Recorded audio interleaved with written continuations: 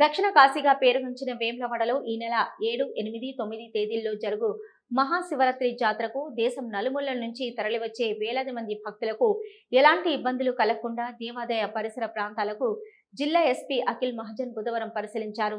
శివరాత్రి జరిగే ప్రదేశాలతో పాటు దర్శన ప్రదేశాలు, ధర్మగుండం, శివార్చన జరుగు ప్రదేశం, విఐపి పార్కింగ్, జనరల్ పార్కింగ్ ప్రదేశాలను పరిశీలించి బారికేడ్లు ఏర్పాటు చేయాలని, భారీ సంఖ్యలో వచ్చే వాహనాల పట్ల ట్రాఫిక్ ఇబ్బందులు కలగకుండా ట్రాఫిక్ డివైడర్స్ ను, వాహనాలను క్రమ పద్ధతిలో పార్కింగ్ చేయడానికి తగు ఏర్పాట్లు చేయాలని పోలీసు అధికారులను ఆదేశించారు. ఎస్పీ వెంట ఆలయ ఈవో కృష్ణప్రసాద్, వేములవాడ డీఎస్పీ నాగేంద్రాచారి, సిఐలు, ఎస్ఐలు, ఆలయ సిబ్బంది, పోలీసు అధికారులు ఉన్నారు.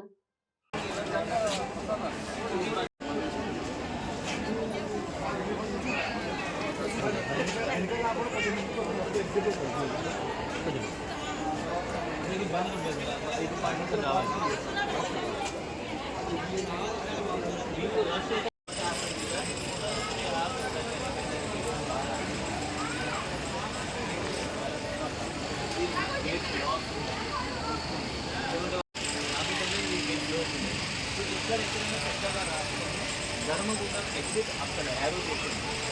ఇక్కడ